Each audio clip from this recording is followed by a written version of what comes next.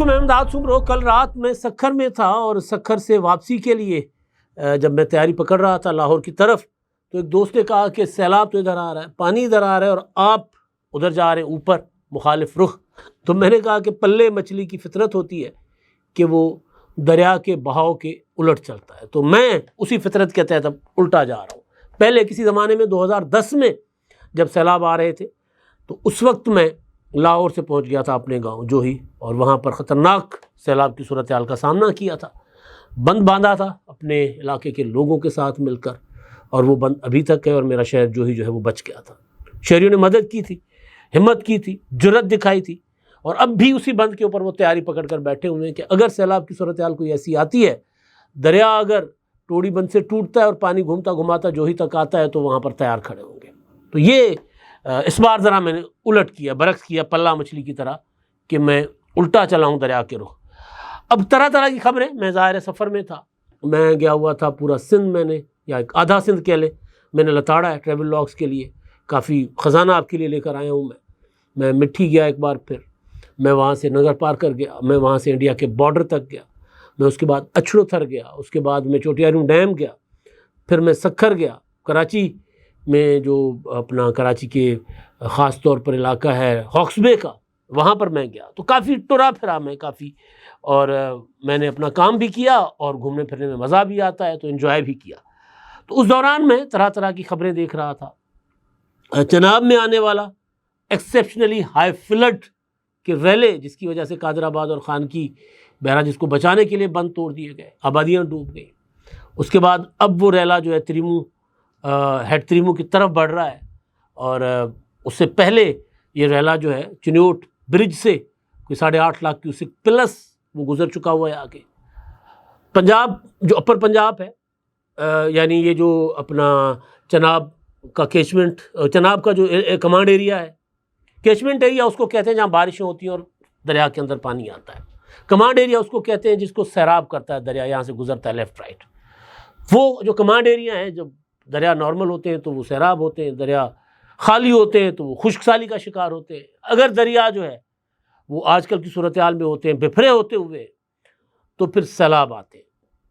अब इस सैलाब में जो फिनोमेना आपके सामने रखा जा रहा है, जो आपको नज़र आ रहा है, यूँ लग रहा है कि जैसे कुदरती सैलाब है। कुदरती सैलाब सिर्फ और सिर्फ चनाब में है, और हमारे किसी दरिया में ना रावी में सैलाब है ना सतलुज में सैलाब है। ये हमारे अपने करतूत हैं, अपने कर्म हैं, अपना कर्मा भुगत रहे हैं हमसे मुराद ये सिस्टम निज़ाम, कि जिन्होंने समझ लिया था कि रावी शायद दोबारा आएगा ही नहीं, पलट के देखेगा ही नहीं लाहौर की तरफ, गुजरेगा ही नहीं रावी जो है वो अपने असल रास्तों से पंजनत तक जाएगा ही नहीं, सिंधु के साथ मिलाप करेगा ही नहीं। जिन्होंने ये समझा था, जिन्होंने समझा था कि सतलुज को हम भूल जाएंगे, सतलुज में पानी नहीं आएगा। 1995 का मैं ज़रा आपको अपनी यादाश्त भी बता रहा हूँ, और आजकल जो फिनोमेना है सैलाब का वो मैं आपके सामने रखना चाह रहा हूँ। फिर अगले व्लॉग्स में, क्योंकि मैं सफ़र करके आया हूँ, इसी वजह से मैं एक फिनोमेना आपके सामने रखने लगा हूँ। बाकी अगले व्लॉग्स में मैं जो सैलाबी सूरत हाल है उस पर, और ये जो पानी सिंध की तरफ जा रहा है वो सिंध के लिए कितना ख़तरनाक है वो मैं आपको बताता हूँ। 1995 में बलूचिस्तान से एक नदी बह के आती है, गाज नए हम कहते हैं, नए हमारे इलाके में नदी को कहते हैं, कई नाम होते हैं ना। यहाँ लोगों को इस चीज़ की भी तकलीफ होती है कि सिंधु को सिंधु क्यों कहते हो भाई, सिंधु का नाम सिंधु है, वो तो बाद में उसके नाम चेंज होते रहे ना, कभी इंडस कहा गया, कभी दरिया सिंध कहा गया, असल नाम जो वेदों में लिखा हुआ वो तो सिंधु है हज़ारों सालों से। तो नए कहते हैं नदी को, जो छोटी नदियाँ होती हैं, पहाड़ी नदियाँ जिनमें फ्लड्स आते हैं। नदी दरिया को भी नदी कहते हैं, समंदर को दरिया कहते हैं, तरह तरह के अपने अपने इलाकों के नाम हैं। तो हम वैसे सिंध में सिंधु नदी कहते हैं, सिंधु दरिया नहीं कहते। वो तो मेरा उर्दू जब मैं बोलता हूँ तो उसमें दरिया का लफ्ज़ आ जाता है, वरना सिंधु नदी लिखा जाता है। हम चनाब नदी कहते हैं, हम रावी नदी कहते हैं, हम जहलम नदी कहते हैं, हम सतलुज नदी कहते हैं। ये नदी हमारी नदियाँ हैं पुरानी। बहरहाल ये कोई झगड़ा नहीं है इस बात पर, झगड़ा करने वाले करते रहें, हम जो तारीखी नाम है उन नामों से पुकारते रहेंगे। आजकल कुछ और भी बहस शुरू हो गई है, वो उस पर भी मैं आता हूँ। तो 1995 में गाज नदी जो है, गाज नए जो है वो बिफर गई, शदीद बारिशें हुई बलूचिस्तान के खीरसर के पहाड़ी इलाकों में, और कोई 25 फीट की बुलंदी से वो पानी उसमें था, 25 फीट की हाइट से वो आया और ऐसी जगह से उसने बंद को तोड़ा। बचाव बंद जो हमारे जोही को और दादू को बचाता है, जो आगे फिर सीधा सीधा दरिया में जाती है, वो नदी में जाती है, सिंधु नदी में जाती है वो गाज, पुराने ज़मानों में अंग्रेज से पहले।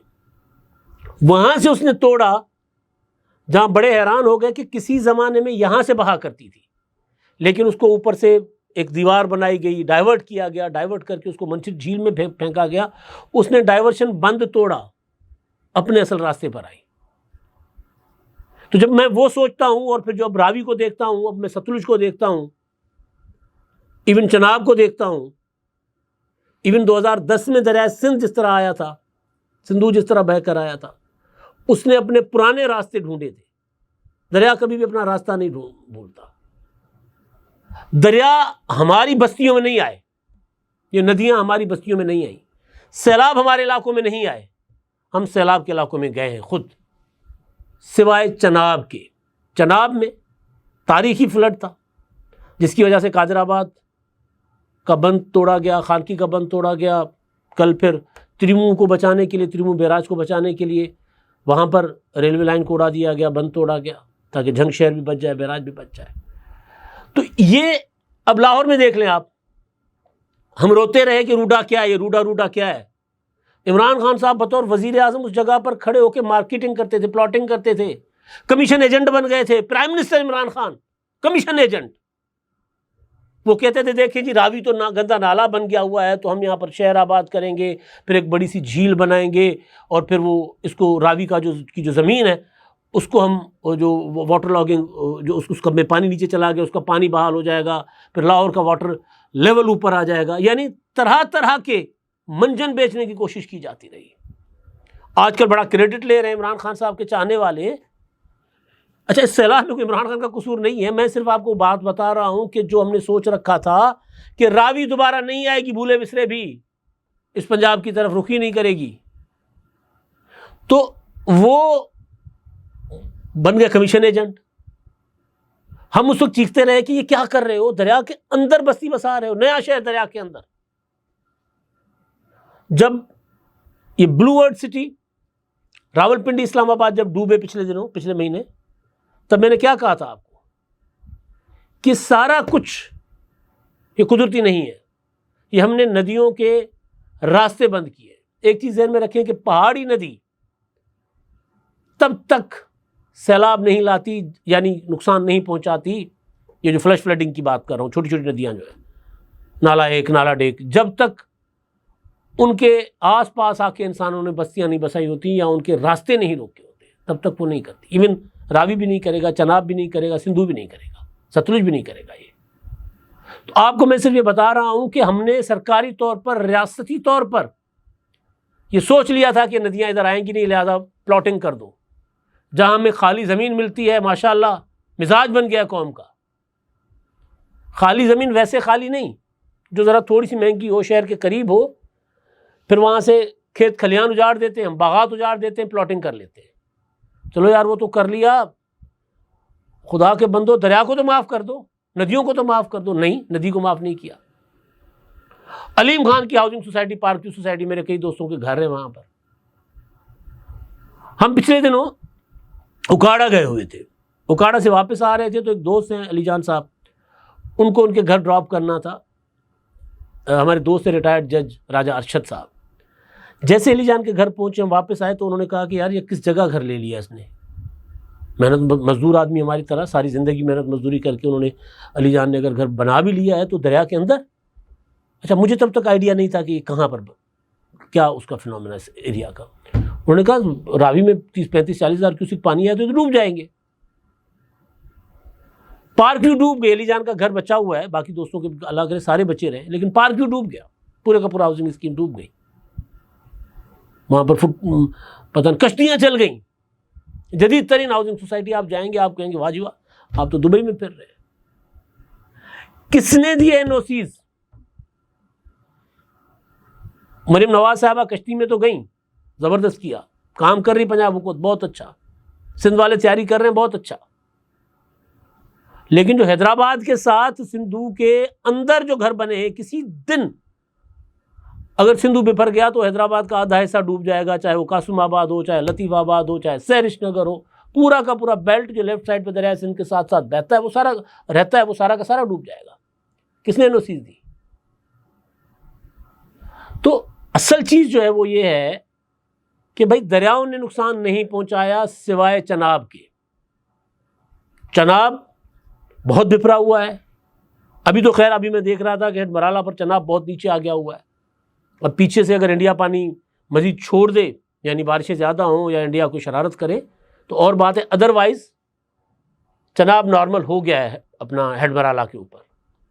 अब ये पानी हेड तिरमू पर जाएगा, तिरमू के बाद नीचे जाएगा, फिर ये सारे दरिया मिलकर सिंधु में जाएंगे। अब अगली बात जो मैं आपको बताने लगा हूँ वो है, आखिरी बात में इंडिया पर आऊँगा कि अब ये पानी सिंध की तरफ जाएगा।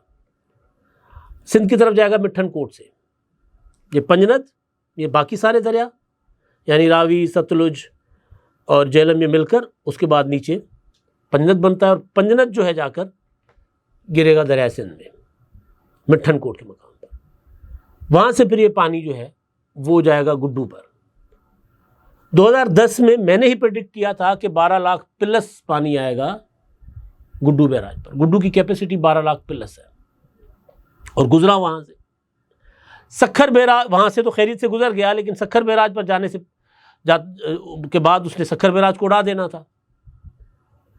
और सखर बैराज अगर उड़ता तो सिंध की ज़रात भी चली जाती और साथ लेफ्ट राइट दोनों तरफ तबाही। तो टोड़ी बंद के पास दरिया को तोड़ा गया था, जिसके बाद वो पानी ऊपर से घूमता हुआ लाड़काना, जैकबाद, इधर से होता हुआ हमारे इलाकों की तरफ होता हुआ फिर सीधा अपना पानी गया झील में, मंछर में, और मंछर से सीधा दरिया सिंध में। ये जब दरियाओं के बंद तोड़े जाते हैं ये पानी वापस दरियाओं में ही आते हैं। सिर्फ और सिर्फ वो बैराज को बाईपास करना होता है। बंद टूट गया, जिस तरफ ढलवान होती है उस तरफ बंद तोड़ दिया जाता है और फिर उधर पानी घूम घुमा के कोई 40-50 किलोमीटर के बाद वापस आवारा पानी बन जाता है। कहीं कहीं झील बना ली, कहीं रुक गया, कहीं तबाही फैला दी, फिर वापस चला जाता है। तो सिंध में इस बार जो प्रेडिक्शन है वो ये है, कुछ एक्सपर्ट्स का कहना है कि इस बार ये क्योंकि अलग अलग टाइम पे पानी जा रहे हैं तो मुमकिन है कि सिंध में गुड्डू के मकाम पर 6 से 7 लाख क्यूसेक पानी या वेरी हाई फ्लड जो 7 लाख प्लस होता है वो होगा। लेकिन अगर को सलमान पे बारिशें हो गई तो 2010 की सूरत हाल बन सकती है। तो ये मैंने आपको बताना था कि दरिया जो है वो सिवाय चनाब के कोई भी अपनी हुदूद से बाहर नहीं गया। उमूमन आप सुनते होंगे कि जी चीता जो है वो बस्ती में आ गया, उसने आके बकरी किसी की खा ली, किसी कोई बंदा उठा लिया, ये कर लिया। चीते नहीं आते बस्तियों में, हम उनके जंगलों में जाते हैं। यही कुछ हम दरियाओं के साथ कर रहे हैं। आखिरी चीज़ जो मैंने आपके सामने रखनी है, इंडिया का फिनोमेना। देखिए एक चीज़ तो ध्यान में रखिए कि इंडिया हमारा दुश्मन है। इंडिया ने हमारे साथ जो कुछ हमने जंग में उनके साथ किया उसका बदला लेने के लिए कोई मौका जाने नहीं देगा। लेकिन कभी भी अपनी मईशत की कॉस्ट पर, अपनी ज़रात की कॉस्ट पर वो ऐसा नहीं करेगा। यानी ऐसा नहीं है कि इंडिया के डैम भर गए और पीछे से पानी नहीं आ रहा था तो उन्होंने पानी छोड़ दिया, ऐसा नहीं है। अगर वो ऐसा करेंगे तो कम से कम 1 साल के लिए तो उनके पास पानी नहीं होगा। डैम एक ही सीज़न में भरता है, मानसून की सीज़न में, उसके बाद डैम नहीं भरे जाते। और डैम बनाए इसलिए जाते हैं कि मानसून की सीज़न में भर लें, फिर जो सर्दियों की सीज़न में जो काश्तकारी होती है वो की जाए। तो जो बारिशें हैं अब नॉर्मल है, तो वहां से इंडिया ने कोई आबी जारियत करने का उनका मूड भी होगा, लेकिन वो बस में नहीं थे। अगर ऐसा होता तो बुनेर में क्या हुआ हमारे साथ, हमारे ग्लेशियर्स बरस्ट हुए, क्लाउड बरस्ट हुए, फिर इतने ज़्यादा लोग वहाँ पर, इतनी बड़ी हलाकतें हुई। तो ये इंडिया ने जो चनाब में पानी छोड़ा, या चनाब पे तो खैर इंडिया के पास इतना बड़ा स्ट्रक्चर नहीं है, ये भी जहन में रखें। इतना जिसमें से 12 लाख क्यूसेक पानी छोड़ दे, चनाब पर स्ट्रक्चर नहीं है उनका। बगलियार डैम है वो अपना सिर्फ और सिर्फ एक छोटा सा रिजर्वायर है। उस रिजर्वायर भरने के बाद वो सिर्फ और सिर्फ पानी जो है वो रन ऑफ रिवर पर दरिया आ जाता है। जितना पानी आता है 20,000 क्यूसेक है, 30,000 क्यूसेक है, वो नीचे आ जाता है, हेडमराला तक आ जाता है। तो वहाँ पर इतना कोई पानी नहीं। बारिशें हुई हैं, माहौलियाती तब्दीली है। रावी में 2 लाख क्यूसेक से ज़्यादा पानी नहीं आया। रावी इतना छोटा दरिया नहीं है, रावी बहुत बड़ा दरिया है। 2 लाख क्यूसेक पानी पर रावी नहीं बिफरता। क्योंकि रावी को जहाँ से रावी गुजरता है, जहाँ आबादी है, जहाँ शहर है, लोगों ने बस्तियाँ बना ली। मेरा एक दोस्त है जलालपुर पीरवाला में, अक्सर फ़ोन करके कहते हैं मुर्शद सतलुज का क्या थी सी भाई, सतलुज आ रहा है, पानी आ रहा है, असा बुढ़वे सूँ, हम डूब जाएंगे।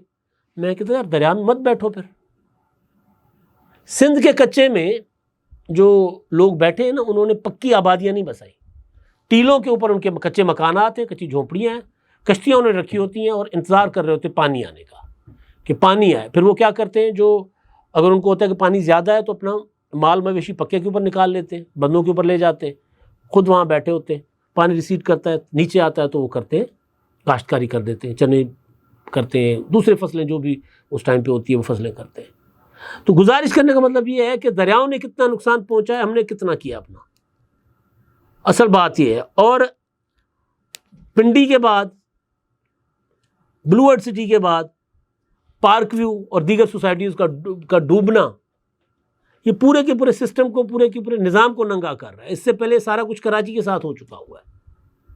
कराची में जो आबादी डूबे, न्यू नाजिमाबाद टाउन नदी के ऊपर, सादी टाउन नदी के ऊपर, गालियाँ पड़े, भाई गालियाँ भी जायज़ हैं कि आपको पता नहीं था कि ये नदियों के ऊपर बनी हुई सोसाइटीज़ हैं। तो नुकसान जो हुआ है वो हुआ है मसनूई, जो हमने रुकावटें डाली हैं दरियाओं के अंदर। आगे चले मैं एक और आपको बात बताता हूँ, ये हमारी बड़ी बड़ी सड़कें, हमारे बड़े बड़े मोटरवेज भी सैलाब की वजह बनते हैं। आप कहेंगे क्यों? उसकी वजह यह है कि पानी को रास्ता नहीं मिलता फिर, वरना पानी जो है, मैंने कहा ना कि पंजाब जो है वो हमवार ज़मीन नहीं है, पंजाब की ज़मीन ढलवान है। दरिया यहाँ से टूटेगा, एक जगह से टूटेगा, घूम फिर के 30-40 किलोमीटर के बाद अंदर चला जाएगा, वापस दरिया में पानी चला जाएगा। लेकिन अगर उसको कहीं बंद मिला, किसी बड़ी हाईवे के नाम पर, किसी मोटरवे के नाम पर, किसी रेलवे लाइन पर, अंग्रेज़ ने तो जितने साइज़ का पानी वहाँ से निकल सकता है उतने साइज़ की पुलें बनाई, हमने नहीं बनाई। कराची अपना ये जो सखर मुल्तान मोटरवे आप देख लें, आप अब सफ़र करेंगे, आपको उसके लेफ़्ट साइड पे आपको पानी पानी नज़र आएगा। जब आप कराची की तरफ आपका रुख हो, पानी रुक जाता है, फिर वहाँ जो आबादी है वो डूब जाती है। तो ये सारा कुछ कुदरती तबाही नहीं है, माहौलियाती तब्दीली ज़रूर है। पहाड़ों में हमने दरख्त काट दिए, वो टिम्बर बनकर दरियाओं के साथ साथ नीचे बहकर आ रहे हैं। हमने जंगलात काट दिए, बेले काट दिए। हमने कहा कि समंदर को पानी की ज़रूरत नहीं है, समंदर क्या करेगा पानी, समंदर को इंसान है। हमने उस फिनोमेना को भी नहीं समझा, समझने की कोशिश ही नहीं की। भाई समंदर तक पानी जाने का मतलब है कि लाखों एकड़, हज़ारों किलोमीटर तक दरिया के दोनों तरफ जंगलात होते हैं, और वो जंगलात जो है माहौलियात को बरकरार रखते हैं, और वो जंगलात सैलाब को रोकते हैं, वो जंगलात दरिया की स्पीड को रोकते हैं, चाहे वो पहाड़ के ऊपर जंगलात हो, चाहे बेले के जंगलात हो। तो ज़रा इस पर सोचने की ज़रूरत है। मैं अगले व्लॉग्स में डिटेल के साथ मज़ीद चीज़ें आपके सामने रखूँगा सैलाब के हवाले से, लेकिन सिवाय चनाब के हमारे पास कहीं और सैलाब नहीं है। आखिरी बात एक कि उम्मूमन आप देखते होंगे कि कोई बासर अफसर है, उसको कहेंगे सर सैलाब आ गया, वो कहेगा जी देखें जी अमालों का नतीजा है, हमारे आपकी किस्मत है, या अल्लाह जो है वो नेक लोगों से इम्तिहान लेते हैं, वो आपको ये कहेंगे, यानी अपने आप को बरी जमा कर देंगे कि जी मैंने कुछ नहीं करना भाई, ये है तुम्हारा नसीब। दूसरी उसके उलट जो आजकल हमारे पास एक चल रहा है पिछले काफ़ी सालों से, अगर कालाबाग होता तो सैलाब ना आता, अगर कालाबाग होता तो खुश्क साली ना आती। अच्छा, जो ये दानिश्वर कह रहे हैं वो ज़रा नक्शा उठाकर देख ले, काले मुहमरम जो काले टनोलियार, कहाँ से ये दरिया जा रहे हैं, कहाँ कालाबाग, 500-600 किलोमीटर का फासला है, और वो भी कालाबाग ज़रा ज़्यादा ऊपर वाले। ये कैचमेंट अलग, ये कमांड एरिया अलग, दरियाओं के रास्ते अलग, फिर कालाबाग का रोना। यार लोगों को उल्लू बनाना, बेवकूफ़ बनाना छोड़ दो, अब लोग नहीं बनेंगे बेवकूफ़। अब तक के लिए इतना ही। अल्लाह।